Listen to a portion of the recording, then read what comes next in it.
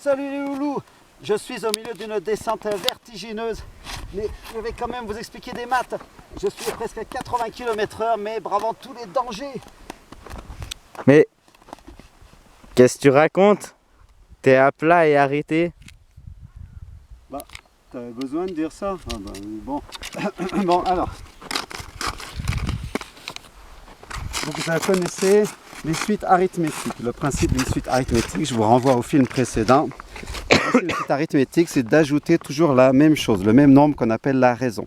Par exemple, si U0 fait 4, les 4 de départ, le premier terme en turquoise.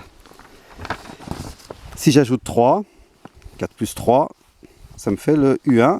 4 plus 3 plus 3, U2, 4 plus 3 plus 3 plus 3. Enfin, à chaque fois, j'ajoute un paquet de 3. 3, ça s'appelle la raison. Ça, c'est une suite arithmétique. On en a déjà parlé. Ce qu'on va faire aujourd'hui, c'est la somme des termes consécutifs, c'est-à-dire des termes qui se suivent. Par exemple, si je veux U0 plus U1 plus U2 plus U3 plus U4, combien que ça fait?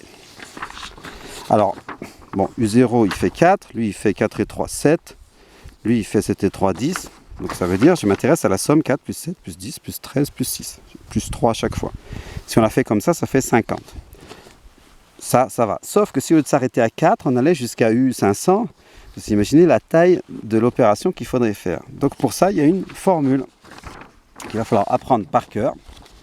La somme des termes d'une suite arithmétique, c'est nombre de termes fois, entre parenthèses, le premier terme plus le dernier terme, le tout sur 2.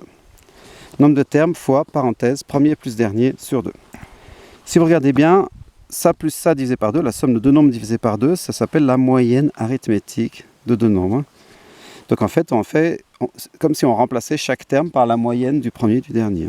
Nombre de termes fois moyenne du premier et du dernier. Donc à partir de ça, c'est assez tranquillou à faire. Hein.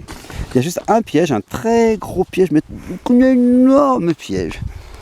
De U0 à U4, il y a combien de termes? Il va compter sur vos doigts. 1, 2, 3, 4, 5.